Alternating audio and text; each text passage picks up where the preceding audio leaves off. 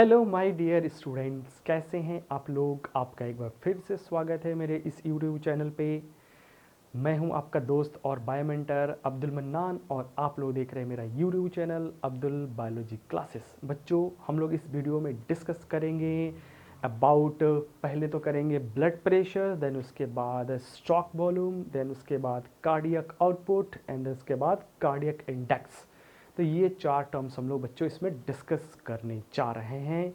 ये वीडियो बच्चों हमारा नेक्स्ट पार्ट है body fluid and circulatory systems का। इसके पहले हम लोगों ने ऑलरेडी करीब 7-8 पार्ट अपलोड कर दिया है, तो जिन्होंने वो वीडियो नहीं देखा है तो उनको देख लीजिए, फिर ये देखिए। और स्पेशली जो लोग ब्लड प्रेशर समझने के लिए आए हैं तो कोई बात नहीं, ब्लड प्रेशर ही समझ लीजिए आप लोग, ठीक है। तो चलो हम लोग स्टार्ट करते हैं बच्चों। ब्लड प्रेशर्स क्या होता है, तो सिंपली फिजिक्स के भाषा में हम कहें तो फोर्स पर यूनिट लेंथ, ठीक है ना। फोर्स पर यूनिट लेंथ या force per unit area okay, area बोलेंगे क्योंकि लेंथ अगर लेंगे तो सरफेस टेंशन हो जाएगा, तो सरफेस टेंशन तो हमें निकालना नहीं, हमें निकालना है प्रेशर, तो फोर्स पर यूनिट एरिया। अब ये जो फोर्स है बच्चों कौन लगाता है, ये लगाता है ब्लड। कहाँ पे लगाता है, on the wall of blood vessels. तो ब्लड वेसल्स के वॉल पे जो प्रेशर लग रहा है उसी को हम लोग क्या बोलते हैं बच्चों, ब्लड प्रेशर। तो नोट डाउन, आपका ब्लड प्रेशर्स क्या हो जाएगा, इट इज द प्रेशर्स, ठीक है ना, या फिर कह सकते हो pressure exert by blood on the wall of blood vessels, ठीक है। ऐसे बोल सकते हैं प्रेशर, या इसको बोल सकते हैं हम लोग force per unit area. Force या फोर्स पर यूनिट माने force exerted on the per unit area. तो ऐसे भी कर सकते हैं pressure exerted on the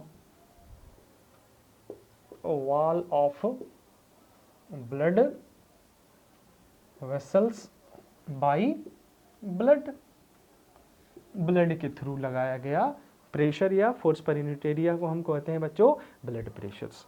blood pressures को मेज़र करने के लिए बच्चों एक इंस्ट्रूमेंट है जिसको बोलते हैं स्फिग्नोमैनोमीटर्स कहा जाता है। ये स्फिग्नोमैनोमीटर बच्चों ये आपका इनडायरेक्ट मेथड होता है और इसमें हम लोग बच्चों मरकरी कॉलम यूज़ करते हैं। टर्शियरी वाला जो था मरकरी कॉलम्स को यूज़ किया जाता है, ठीक है। अब इसमें बच्चों जो मेजरमेंट्स का तरीका है उसको बोलते हैं इनडायरेक्ट, क्योंकि हम ब्लड के डायरेक्ट कांटेक्ट में आके ब्लड का प्रेशर मेजर नहीं कर रहे हैं। एक तरीका हो सकता है बच्चों, अगर आपको मेजर करना है तो मरकरी कॉलम में सीधे ब्लड वेसल्स को घुसा दो, तो ब्लड का जितना प्रेशर होगा उस हिसाब से मरकरी कॉलम को डिफ्लेक्ट करेगा। तो लेकिन वो तो बहुत खतरनाक हो जाएगा, तो हम ऐसा करेंगे नहीं बच्चों। हम लोग क्या करते हैं, इनडायरेक्ट मेथड में हम लोग स्फिग्नोमैनोमीटर्स यूज़ करते हैं। जैसे बच्चों ये मान लो ये हाथ है किसी का, ठीक है, और ये बैंड कर दिया, ये इसकी उंगली हो गई, बहुत सुंदर उंगली, ठीक है। तो यहाँ पे हाथ में क्या किया जाता है बच्चों कि एक काफ जो है, काल्फ, ठीक है ना, एक बैग लाइक स्ट्रक्चर होता है जिसमें एयर भरा जा सकता है, उसको यहाँ पे बच्चों प्लेस कर दिया जाता है। एक साइड से एक ट्यूब होता है, बैलून होता है, इसको प्रेशराइज करने से इसमें एयर फिल होता है, और एक ट्यूब बच्चों यहीं से निकलता है और एक ट्यूब जाता है किसमें, एक ऐसे स्टैंड होता है और इसमें बच्चों एक इस तरह का मरकरी कॉलम बना हुआ रहता है, इसमें जाके जुड़ता है। अब इसमें जो मरकरी कॉलम पहले तो हम लोग क्या करेंगे बच्चों, प्रेशराइज करके एयर फिल करके हम क्या करेंगे, मरकरी कॉलम को ऊपर लेके जाते हैं, ठीक है ना, लेके जाएंगे। अब उसके बाद धीरे धीरे यहाँ से बच्चों एक नोजल्स होता है, यहाँ से एयर को रिलीज किया जाएगा, तो मरकरी कॉलम नीचे आता है। तो मरकरी कॉलम नीचे जब आता है, यहाँ पे मीटर लगा हुआ रहता है, मतलब यहाँ पे मार्क किया रहता है कि 100 है, 200, 880 जो भी है, इस तरह से मार्क किया रहता है। मरकरी कॉलम आता है तो पहला इसमें जो नोटिस किया जाता है यहाँ पे कि कितना प्रेशर है, वो हम लोग करते हैं बच्चों जब हम लोगों को first heart sound that is लब सुनाई देता है तब, और एक दूसरा हम लोग मेजर करते हैं बच्चों कब, जब हमें दूसरा हार्ट साउंड दिखाई देता है डब, तब हम लोग रिकॉर्ड करते हैं, ठीक है बच्चों। यहाँ पे एक चीज़ ध्यान में और रखना है बच्चों, ये जो लब पे हम लोग जो साउंड सुन रहे हैं तो ये किसके वजह से हो रहा है बच्चों, ये हो रहा था, ध्यान में रखो, वहाँ पे क्या था, वेंटिकुलर सिस्टोल, तो इसको हम लोग सिस्टोलिक प्रेशर, सिस्टोलिक प्रेशर्स कहते हैं। और डब बच्चों जब कहाँ पे, जब वेंटिकल्स डायस्टोलिक फेज में गया था तब हम लोगों ने रिकॉर्ड किया था, तो इसको हम लोग क्या बोल सकते हैं, आपका डायस्टोलिक प्रेशर बोल सकते हैं। तो ये दो प्रेशर हम लोग बच्चों क्या करते हैं, रिकॉर्ड करते हैं। तो हमें इन्हीं का अब एक एक करके देखना है, सिस्टोलिक और डायस्टोलिक प्रेशर्स को। ठीक है बच्चों, तो ये तो तरीका है और ये इंस्ट्रूमेंट है जिसकी हेल्प से हम लोग क्या करते हैं बच्चों, हम लोगों ने एयर ब्लड प्रेशर्स को मेज़र किया। तो यहाँ पे हमें दो तरह का ब्लड प्रेशर दिखाई दे रहा है, एक सिस्टोलिक प्रेशर्स और एक डायस्टोलिक प्रेशर्स। तो वन बाय वन करके देखते हैं। तो ये है बच्चों आपका पहला है सिस्टोलिक प्रेशर्स, ठीक है ना, सिस्टोलिक प्रेशर्स। तो सिस्टोलिक प्रेशर बच्चों ये आपका मैक्सिमम प्रेशर होता है। मैक्सिमम प्रेशर्स कब, maximum pressures during the ventricular systole. जब वेंटिकल्स कॉन्ट्रैक्ट कर रहा होगा तो उस टाइम पे ब्लड को बहुत तेजी से प्रेशर कर दे रहा होगा उसमें, तो उस टाइम पे जो प्रेशर बनता है उसको हम बोलते हैं बच्चों आपका सिस्टोलिक प्रेशर्स कहते हैं। ठीक है, मतलब इस टाइम पे जो वेंटिकल है बच्चों क्या हो रहा होगा, वेंटिकल्स जो वेंटिकल्स है वो क्या हो रहा होगा बच्चों, ये आपका कॉन्ट्रैक्ट हो रहा होगा, कॉन्ट्रैक्शन चल रहा होगा। इसमें क्या चल रहा होगा बच्चों, उसमें आपका कॉन्ट्रैक्शन चल रहा होगा। और इसको हम लोग किसके साथ कोरिलेट कर सकते हैं बच्चों, हम लोग इसको कोरिलेट कर सकते हैं आपका इस लब साउंड के साथ कोरिलेट कर सकते हैं। तो इसको हम लोग कोइंसाइड कर सकते हैं, कोरिलेट कर सकते हैं, कोरिलेट कर सकते हैं किसके साथ, इसको हम लोग लब साउंड के साथ, हम लोग लब साउंड के साथ इसको हम लोग कोरिलेट कर सकते हैं। ठीक है, क्लियर है। दूसरा इसका जो नॉर्मल रेंज होता है बच्चों, नॉर्मल जो वैल्यू होता है वो होता है 120 mm ऑफ Hg। ठीक है, अगर हम एवरेज लेके चले तो 110 से बच्चों 140 तक हम लोग इसको mm ऑफ Hg ले सकते हैं। ठीक है ना, 110 से 140 mm ऑफ Hg, ये एक रेंज लिया जा सकता है तुम्हारा। ठीक है, तो ये तो हो गया हमारा सिस्टोलिक प्रेशर्स। अब इसी तरीके से बच्चों हमारा जो दूसरा है वो है डायस्टोलिक प्रेशर्स। ठीक है, तो ये क्या है तुम्हारा, डायस्टोलिक प्रेशर्स। ठीक है बच्चों, ये डायस्टोलिक प्रेशर्स। ठीक है, तो डायस्टोलिक प्रेशर्स बच्चों ध्यान में रखना, ये मिनिमम प्रेशर्स होता है। यहाँ पे ये मैक्सिमम और ये मिनिमम ध्यान में रखना, ये भी क्वेश्चन बन सकता है। तो ये क्या बच्चों ध्यान में रखना, ये आपका मिनिमम प्रेशर है। अब ये कब बनता है, मिनिमम प्रेशर्स ड्यूरिंग आपका वेंटिकुलर डायस्टोल्स। तो ये डायस्टोल, जैसे ये सिस्टोल के टाइम पे बनता है बच्चों, ये डायस्टोल्स के टाइम पे बनता है। और इसको हम लोग किसके साथ कोरिलेट कर सकते हैं, हम लोग इसको कोरिलेट कर सकते हैं आपका डब साउंड के साथ। ठीक है बच्चों, तो ये डब साउंड के साथ रिलेटेड होता है तुम्हारा। इसका जो नॉर्मल रेंज होता है या वैल्यू होता है बच्चों, ठीक है, नॉर्मल रेंज और वैल्यू जो होता है वो होता है आपका बच्चों, इसमें ये 80 mm ऑफ Hg होता है, 80 mm ऑफ Hg। अगर हम रेंज लेना चाहें बच्चों तो यहाँ पे हम लोग ले सकते हैं ये 70 से 90 mm ऑफ Hg हम लोग ले सकते हैं। बट ये एक नॉर्मल वैल्यू है, नॉर्मल हेल्दी पर्सन्स का एक वैल्यू होता है तुम्हारा इसमें। ठीक है बच्चों, अब जब भी हमें प्रेशर्स बताना होगा बच्चों, ठीक है ना, जब भी हमें प्रेशर्स बताना है तो हम क्या करते हैं, सिस्टोलिक और डायस्टोलिक प्रेशर्स का हम लोग बच्चों एक रेशियो ले लेते हैं तुम्हारा। तो जब भी हमें इसमें बीपी शो करना होता है तो हम क्या करते हैं बच्चों, हम लोग एसपी मतलब सिस्टोमेटिक प्रेशर्स अपॉन इसमें डीपी डायस्टोलिक प्रेशर्स ले लेते हैं। तो ये 120/80 हम लोग इस तरह से बताते हैं mm ऑफ Hg। ये कोई मैथमेटिकल इक्वेशन है कि इसको सिंप्लीफाई कर देना है, हमें एग्जैक्टली इसी तरह से रिप्रेजेंट्स करना होता है। ठीक है बच्चों, ये तो रहा आपका सिस्टोलिक प्रेशर्स और एक डायस्टोलिक प्रेशर्स। इसके अलावा बच्चों एक होता है पल्स प्रेशर्स होता है। ठीक है, तो पल्स प्रेशर्स क्या रिप्रेजेंट्स करता है, ये आपका सिस्टोलिक और डायस्टोलिक के बीच में जो डिफरेंस है बच्चों, उस चीज को ये रिप्रेजेंट्स करता है तुम्हारा। ठीक है ना, ये तो ब्लड प्रेशर्स रहा। और ब्लड प्रेशर्स में हम लोगों ने देख रहे थे तो सिस्टोलिक और डायस्टोलिक प्रेशर, और इसके अलावा क्या आया आपका पल्स प्रेशर, पीपी बोल सकते हैं। तो पीपी क्या बोला बच्चों, पल्स प्रेशर्स, ये डिफरेंस है सिस्टोलिक प्रेशर और डायस्टोलिक। तो पीपी इक्वल टू हम लोग लिख सकते हैं इसको एसपी माइनस डीपी। एसपी का वैल्यू 120 और इसका डीपी मतलब डायस्टोलिक प्रेशर 80 होता है। तो इस तरह से कितना आ जाएगा बच्चों, 40 mm ऑफ Hg आ जाएगा तुम्हारा इसमें। ठीक है, तो ये है पल्स प्रेशर्स होता है बच्चों। ठीक है, पल्स प्रेशर्स। अब अगर हमें मीन लेना, मतलब अब हमें जैसे इस रेशियो में नहीं बताना बच्चों, 120/80 में हमें एक मीन ब्लड प्रेशर्स अगर हमें शो करना है, मतलब मीन आर्टेरियल प्रेशर्स शो करना है, ठीक है, तो अब हम क्या करेंगे, इन दोनों का मीन मतलब क्या होगा, जोड़ के उसको 2 से डिवाइड कर देना होता है। ठीक है, एनीवे तो बट यहाँ पे हम क्या करेंगे, इसको ऐड करके हम उसको क्या करेंगे, 2 से डिवाइड नहीं करेंगे बच्चों, हमें इसका मीन नहीं निकालना। मीन बोले भलो मीन आर्टेरियल प्रेशर्स, ठीक है ना। यहाँ पे क्या बोला हम लोग ने बच्चों, आ जाते हैं मीन आर्टेरियल प्रेशर्स हमें निकालना है। ठीक है, तो यहाँ पे जो पल्स प्रेशर्स है बच्चों, तो पल्स प्रेशर जैसे ना ये आपके बाजू में ऐसे पल्स प्रेशर जो होता है उस तरह का समझते हैं कि ये चीज़ है। तो उसमें जो हमें प्रेशर डिफरेंस दिखाई दे रहा था, दोनों का वो होता है, डिफरेंस होता है, सिस्टोलिक और डायस्टोलिक प्रेशर्स का ये डिफरेंस होता है, उसको हम लोग यहाँ पे फील करते हैं।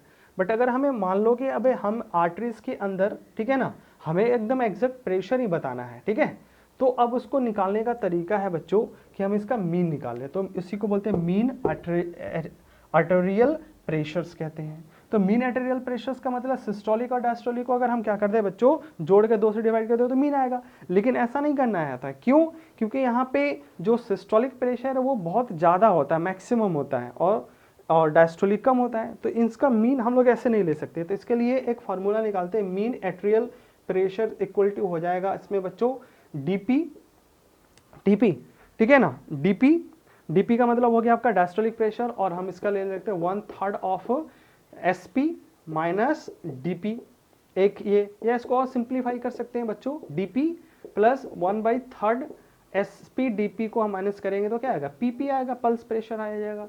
तो ये इसका एक फॉर्मूला हम लोगों ने बना लिया बच्चों। अगर मीन आर्टेरियल प्रेशर्स अगर हमें कैलकुलेट करना है तो we can apply this formula इसमें, ठीक है ना। दिस फॉर्मूले से हम लोग निकाल सकते हैं बच्चों। तो ये तो रहा बच्चों ब्लड प्रेशर्स के बारे में रहा। तो ब्लड प्रेशर में इतने तरह का प्रेशर हम लोगों ने सीखा बच्चों। चलो नेक्स्ट आ जाते हैं नेक्स्ट आ जाते हैं बच्चों हम लोग इसमें स्ट्रोक वॉल्यूम। देखो बच्चों यहाँ पे हमें थोड़े छोटे छोटे चीज़ों को सीखना ही पड़ेगा, ठीक है ना। करत करत अभ्यास जनमत हो सुजान, रसरी आवत जात है सिल पे पड़े निशान। ठीक है बच्चों, तो लगातार अभ्यास करते रहना है, लगातार उस चीज़ को मेमोराइज करते रहना है, तभी वो चीज़ें हमें आएगी अच्छे से, ठीक है। तो आपको लगे रहना है, छोड़ के भागने से नहीं चलेगा, ठीक है। अच्छा, ये तो रह गया बच्चों ब्लड प्रेशर्स। दूसरा टर्म्स हम लोग इसमें जा रहे हैं बच्चों, हम लोग आ जाते हैं आपका स्ट्रोक वॉल्यूम। तो स्ट्रोक वॉल्यूम जो है बच्चों, ये आपका वो वॉल्यूम है जो दोनों वेंटिकल्स ड्यूरिंग वेंटिकुलर सिस्टोल्स में ये बॉडी में या लंग्स में ब्लड को पंप करते हैं, उस वॉल्यूम को हम लोग बोलते हैं स्ट्रोक वॉल्यूम कहते हैं बच्चों, ठीक है ना। तो यहाँ पे क्या हो जाएगा, डेफिनेशंस क्या हो जाएगा, वॉल्यूम ऑफ, इसका डेफिनेशन है बच्चों आपका volume of blood pump by both ventricle during the ventricular systoles मतलब कॉन्ट्रैक्शंस के टाइम पे जो ब्लड इजेक्ट होता है, ठीक है ना, उसको बोलते हैं हम लोग, जो ब्लड इजेक्ट भी लिख सकते हो, उसको हम बोलते हैं बच्चों स्ट्रोक वॉल्यूम्स। तो एक नॉर्मल हेल्दी पर्सन में, ठीक है, नॉर्मल हेल्दी पर्सन्स में जो स्ट्रोक वॉल्यूम होता है बच्चों, ये होता है 70 ml होता है। तो एक बार जब वेंट्रिकल्स कांटेक्ट करता है तो वो लेफ्ट हो या राइट हो, उसमें से 70 ml ब्लड क्या होता है बच्चों, इजेक्ट होता है। उसी वॉल्यूम्स को हम कहते हैं स्ट्रोक वॉल्यूम्स। यहाँ पे एक पॉइंट एकदम नोट करके रखना बच्चों कि किसी एक पर्सन का जो स्ट्रोक वॉल्यूम है इंस्टेंटली चेंज नहीं होगा। समझ में आ रहा है, इंस्टेंटली चेंज नहीं होगा। हाँ, ये हो सकता है कि एक नॉर्मल आदमी और एक एथलेटिक्स ले लेते हैं, दौड़ने वाला जो बचपन से काफ़ी मेहनत करके उसने अपने स्टेमिना को बढ़ा के रखा है, तो उन दोनों में स्टॉक वॉल्यूम अलग अलग हो सकता है। उस केस में बच्चों स्टॉक वॉल्यूम उस आदमी का जो एथलेटिक्स है उसका स्टॉक वॉल्यूम ज़्यादा होगा। समझ में आ रहा? उसका स्टॉक वॉल्यूम उसमें ज़्यादा होगा बच्चों इसमें, ठीक है, क्लियर है? नॉर्मल पर्सन से ज़्यादा, लेकिन उस दोनों का, ना तो एथलेटिक्स का ना तो उस नॉर्मल आदमी का, इंस्टेंटली नहीं बढ़ने वाला है, ठीक है। हाँ, कार्डियक आउटपुट बढ़ सकता है, जो कि आगे हम लोग देखने जा रहे हैं, तो इस पर ध्यान रखना कि ये कैन नॉट बी चेंज, ठीक है ना।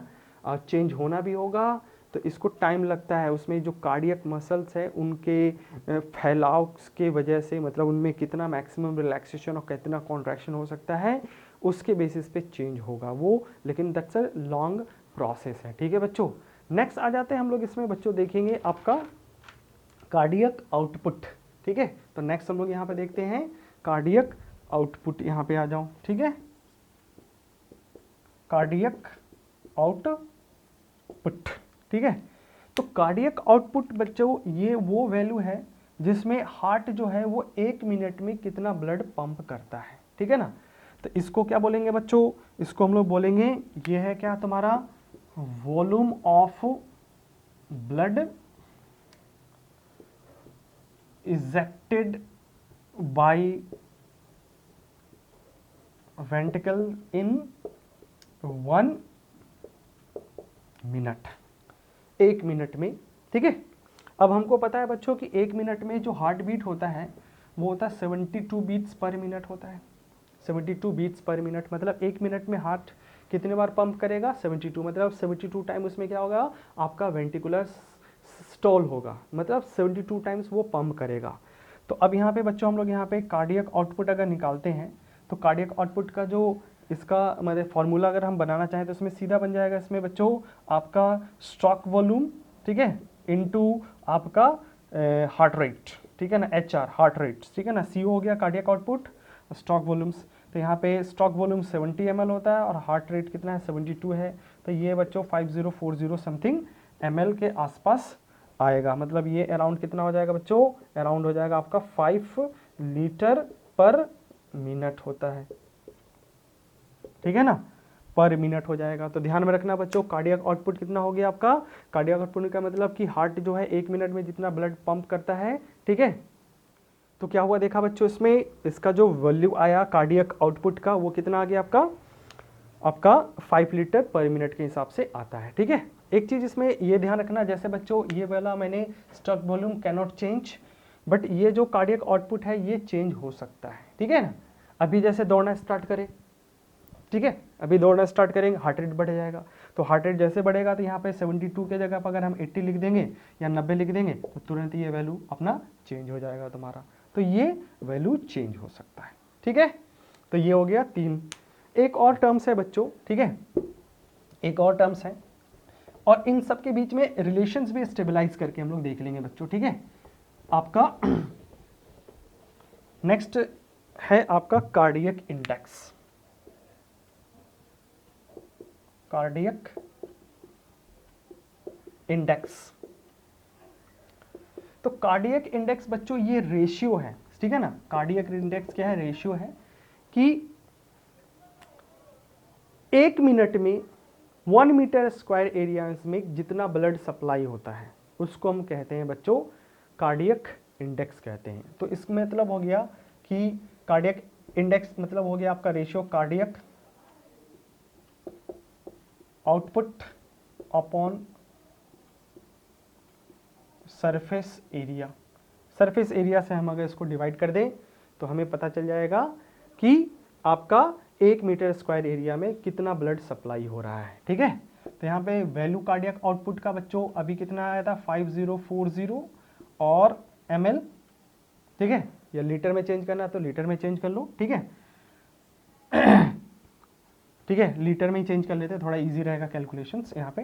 तो 5 लीटर हम ले लेते हैं पर मिनट, और एक नॉर्मल हेल्दी पर्सन्स का जो बॉडी सरफेस एरिया होता है 1.7 मीटर स्क्वायर होता है बच्चों, ठीक है ना, 1.7 मीटर स्क्वायर होता है। तो हम इसको कैलकुलेट करेंगे तो ये बच्चों आ जाएगा आपका करीब करीब आ जाएगा इसमें बच्चों 3 लीटर मान लो, ठीक है ना, 3 लीटर पर मिनट पर मीटर स्क्वायर्स, ठीक है ना।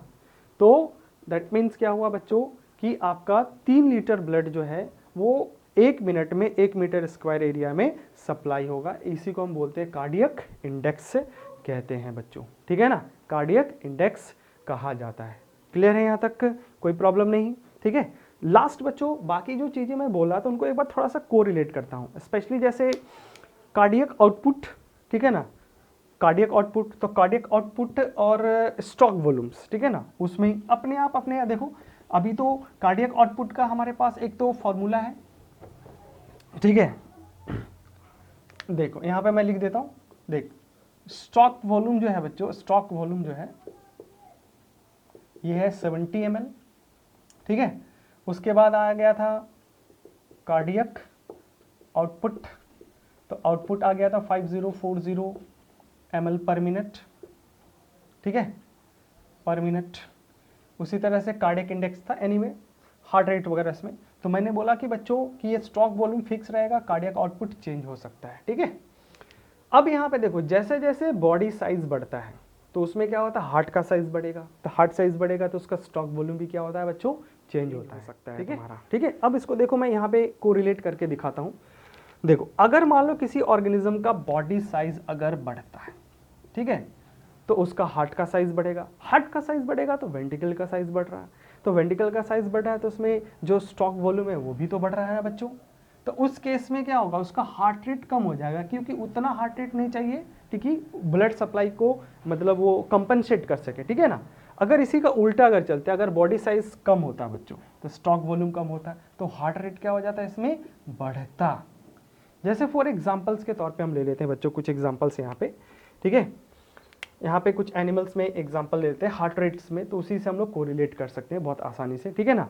तो जैसे हम लोग ले लेते हैं पहले, जैसे एकदम छोटा जानवर रेट ले लेते हैं, तो रेट का बच्चों यहाँ पे जो हार्ट बीट होता है वो करीब करीब 400 के आसपास होता है, ये है हार्ट रेट, ठीक है।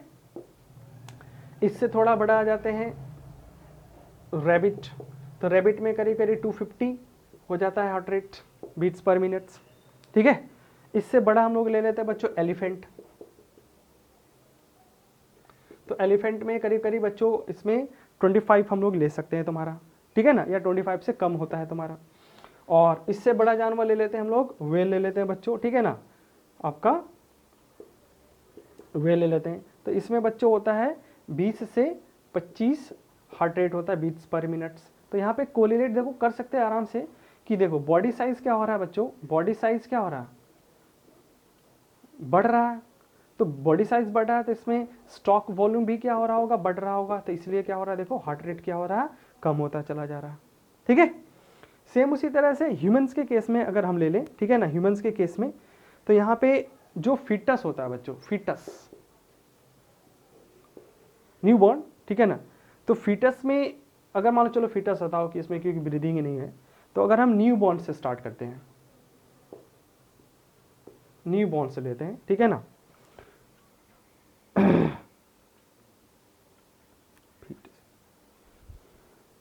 अगर हम बच्चों यहाँ न्यू बॉर्न से लेते हैं तो न्यू बॉर्न में 120 से लेके 140 बीट्स पर मिनट होता है। उसके बाद अगर चाइल्ड में आ जाते हैं तो उसमें करीब करीब 100 बीट्स पर मिनट होता है, और एडल्ट में कितना हो जाएगा बच्चों, एडल्ट में 72 बीट्स पर मिनट होता है। तो यहाँ पे देख सकते हो यहाँ पे भी क्या हो रहा है, बॉडी साइज जैसे जैसे क्या हो रहा है, बढ़ रहा है, तो स्टॉक वॉल्यूम बढ़ रहा होगा, तो हार्ट रेट क्या हो रहा है, कम होता चला जा रहा है। तो ये चीज़ यहाँ से कोरिलेट कर सकते हैं हम लोग यहाँ पे, ठीक है बच्चों। तो ये तो रहा हमारा blood pressure, stroke volume, cardiac output और कार्डियक इंडेक्स, और इनके बीच में रिलेशंस क्या था ये हम लोगों ने यहाँ पर बच्चों समझा। तो इस वीडियो में हम लोग इतना ही रहने देते हैं बच्चों। नेक्स्ट क्लास में, नेक्स्ट वीडियो में हम लोग बच्चे यहाँ पर करेंगे आपका कंडक्शन सिस्टम्स और ईसीजी के बारे में डिस्कस करेंगे, ठीक है बच्चों। तो हम लोग इस वीडियो को यहीं पे रहने देते हैं। मेरे चैनल पे जो लोग भी नए हैं बच्चों, अगर वीडियो अच्छा लगा हो तो चैनल को सब्सक्राइब करके जाइएगा, साथ में बेल आइकन्स भी होगा उसको भी प्रेस कर दिएगा, ताकि जब भी मैं नया वीडियो डालूं तो आपको नोटिफिकेशन तुरंत मिल जाएगा, ठीक है। और बच्चों नए हो या पुराने हो, लाइक शेयर और कमेंट्स तो बनता है। अगर वीडियो में कोई डाउट रह गया हो तो नीचे बॉक्स में कमेंट करके आप यहाँ पे कुछ मैसेज देना चाहें तो दे सकते हैं, कुछ कमी रहेगी तो उसको भी बता सकते हैं, और अच्छा लगा हो तो आप यहाँ पे उसको भी लिख सकते हैं। बाकी यहाँ पे आई बटन में मैं डाल दूंगा बच्चों, इसके पहले जो भी वीडियो बनाया है मैंने सर्कुलेशन से, उसको आई बटन में लिंक में देख सकते हो तुम्हारा इसमें, ठीक है। तो चलो बच्चों, हम लोग मिलते हैं नेक्स्ट वीडियो में नए टॉपिक के साथ, तब तक के लिए ऑल द बेस्ट, बाय बच्चों।